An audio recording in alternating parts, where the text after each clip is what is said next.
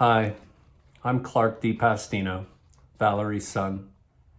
Thank you for coming tonight to remember my mother. Most of you knew my mother from church. I'm sure many of you knew her personally and interacted with her over the years. She was a kind, loving, generous person, and she was also very funny and loved to laugh. She loved her family consisting of myself, my wife, her 3 grandchildren, Jude, Luke, and Layla, and her dog Angel. But above all, she loved the Lord. Her love of the Lord took her on adventures all over the world, ministering to those in need and spreading God's love.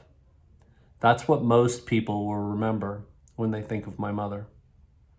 So I wanted to share with you some things that you might not have known about Valerie. My mother was born in Chicopee, Massachusetts. Her father immigrated to the United States from Ireland, and her mother from Poland. Her parents met while her dad was in World War II, and her mom was volunteering for the USO. Over time, her father would become a school principal, and both of her parents managed the club at the local golf course. My mom went to a Catholic all-girls school and spent her summers hanging around the golf course, hustling the mostly older male golfers, betting for nickels on the putting green. Her skills on the putting green led to a college golf scholarship at St. Leo's College in Florida, a remarkable achievement for a woman in the 1960s in a male-dominated sport before Title IX was passed. My mother used to love to tell stories of the pranks that she would play on the nuns. One time, she and her girlfriend snuck into the bell tower at night and tied the bell rope up so that the nuns couldn't reach it and therefore couldn't wake everyone up for class the next morning. It was at St. Leo's when my mother first heard her calling to the Lord, and she considered becoming a nun. Instead, she chose to pursue a degree in teaching. In the early 1980s, my mother listened to her calling and began full-time ministry. She left the Catholic Church because of its stance against women in ministry, and again became a pioneer for women in a male-dominated profession. In the early 90s, my mother moved to Augusta to join Whole Life. And while she didn't golf much due to injuries, she proudly took my grandfather to the practice rounds of the Masters, coming full circle from her time at the golf course with her parents.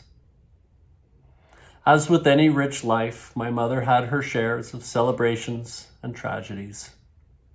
Her love of ministry was cut short due to health issues, and she turned her attention to doting on her grandkids, always texting them, listening to their sports games online, sometimes staying up till 10, 11 o'clock at night on East Coast time to hear them playing in California, and sending them cards and care packages.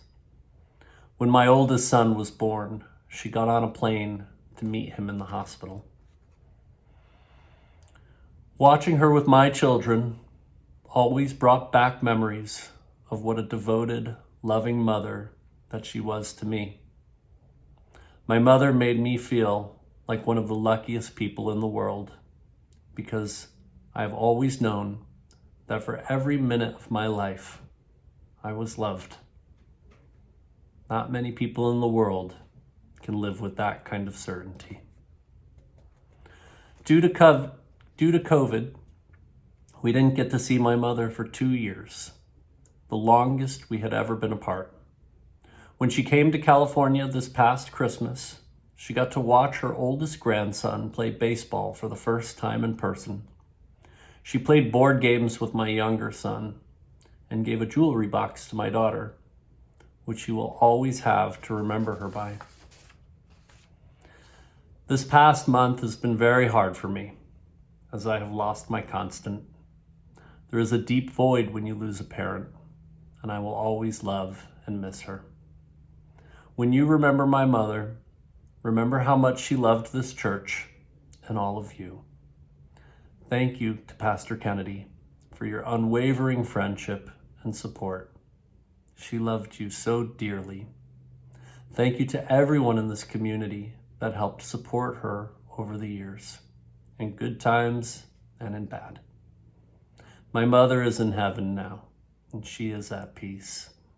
When she isn't worshiping the Lord, I'll bet you can find her hustling nickels on the putting green and tying up the bell rope so that the angels can't reach it.